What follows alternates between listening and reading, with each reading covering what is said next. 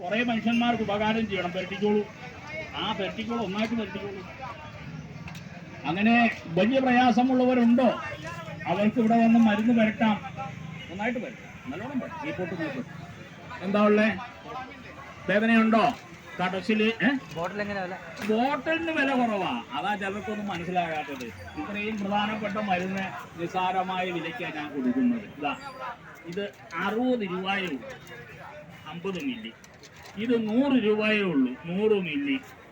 ഇത് 150 രൂപയേ ഉള്ളൂ. അതിൽ കൂടുതൽ പണം ആര് വന്നാലും വാങ്ങില്ല.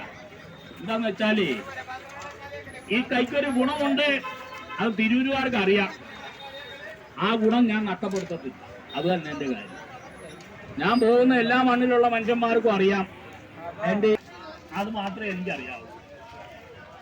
എൻ്റെ കാര്യത്തിനൊന്നും കുറവൊന്നുമില്ല. അതല്ല നമ്മള് തൊഴിൽ ചെയ്യുന്ന ആളെ വലിയ ആകില്ലേ, അളവ് കൂടുതൽ അങ്ങ് പറ്റും, വേദനയും മാറും. മാറാതെ പോകാനുള്ള തലവേദന 7 വർഷമായിട്ട് സ്കാൻ ചെയ്ത് ചികിത്സിച്ചിട്ട് മാറാത്ത തലവേദനയാണെന്ന് പറഞ്ഞാൽ 3 മിനിറ്റ് കൊണ്ട് ഇവിടുന്ന് മാറ്റി തരും. കുളിർക്കയങ്ങ് പരട്ടുക. ആ കുളിർക്കയങ്ങ് പരട്ടുക, അരമണിക്കൂറാകുമ്പോൾ കടച്ചിലും മാറും. പിന്നെ കഴുകി കളയോ തുടച്ചു കളയോ 60. തരാം.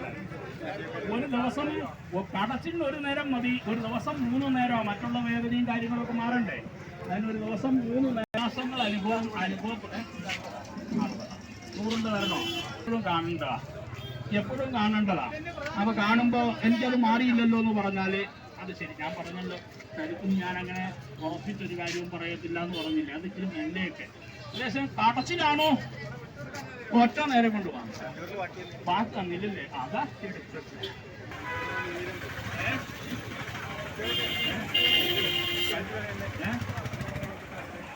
നേരെ ഉപയോഗിച്ചാൽ ആ വേദനയുടെ അടയാളം പോലും ഉണ്ടാകത്തില്ല. ഈ വൈദ്യന്റെ ഫോൺ നമ്പർ ഇതിനകത്തുണ്ട്. മരുന്നിന് വിളിച്ചു പറഞ്ഞ അയച്ചേരും. 100 രൂപ വേണോ? അളവ് കൂടുതൽ വെക്കണം. തൊട്ട് വരട്ടിയാൽ എത്ര വരട്ടിയാലും ഒരു ഗുണവുമില്ല. അളവ് കൂടുതൽ. അങ്ങനെ എത്രയോ മനുഷ്യന്മാരിവിടെ വരും.